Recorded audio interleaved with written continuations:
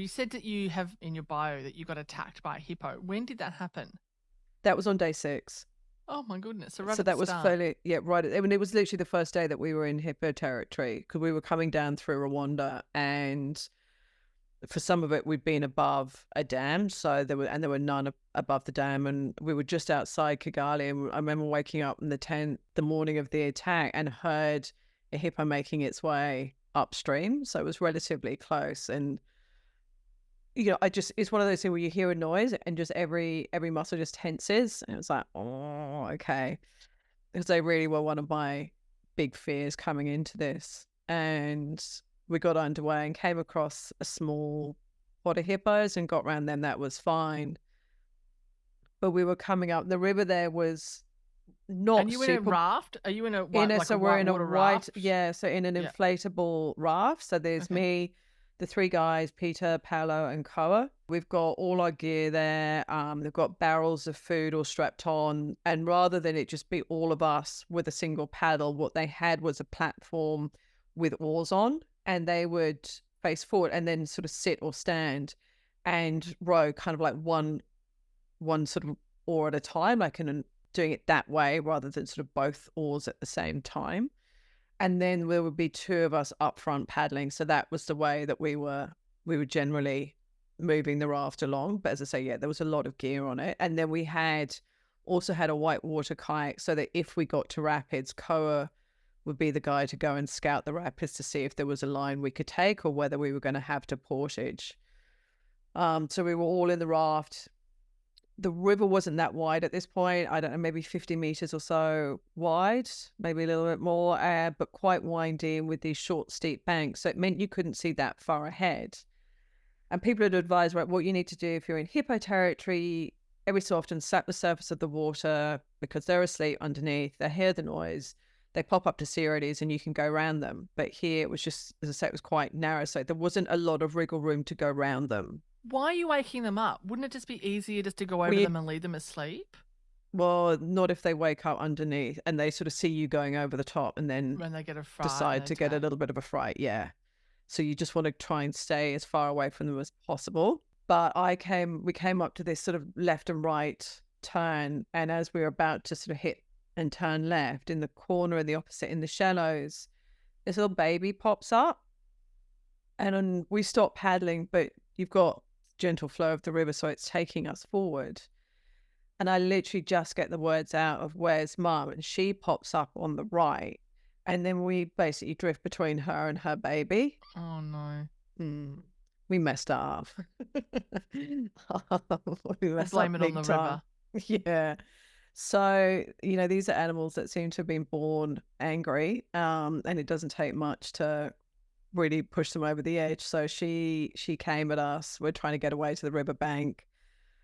I didn't see it because so she put her head under. It's like she was trying to flip the raft, but it's super heavy with us and all the stuff on it.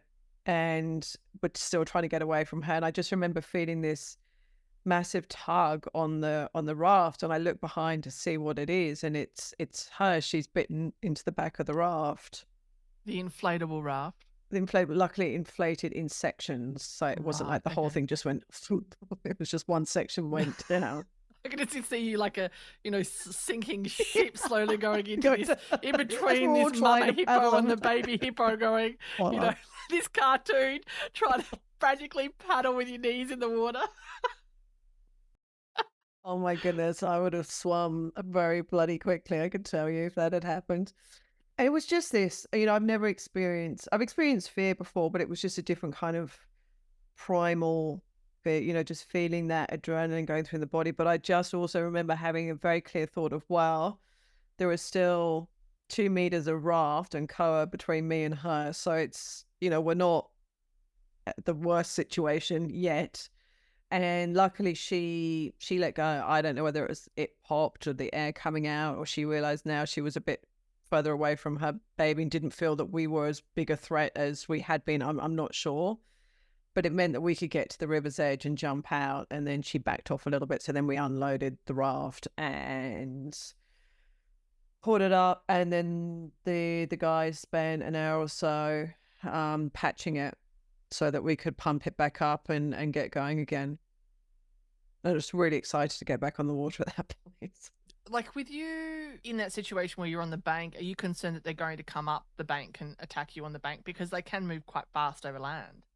Actually, really Yeah, I mean, fast. Don't people, they it's, run like yeah, and they 40 get out kilometers at an hour night. or They something? get out at night and graze. People are advised they generally don't get out during the day. So it was a possibility, but wasn't expecting it. And well, we did have some more run-ins with hippos. Like they never got out and chased us. But we'd been advised when camping at night, if possible, put ropes around the tent. So we had throw bags, which you sort of have in whitewater. So it's like a rope in a bag. So then you can hold the rope, throw the bag with the rest of the rope into someone if they're in the water, but also useful to have. And we would put the throw bags and the rope around where we were camping if we could, because although they could obviously break through a bit of rope.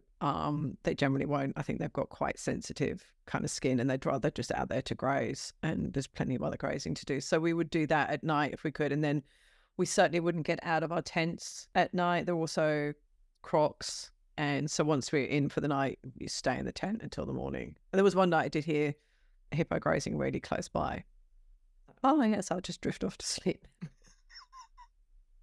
It's a restful sleep that you're planning on then. It's like, what are you doing? Closing your eyes and imagining it's a cow or something beside you. It's just a cow. It's just a cow. It's just a cow. I just put my earplugs in now, just pretend it's not there. Jesus.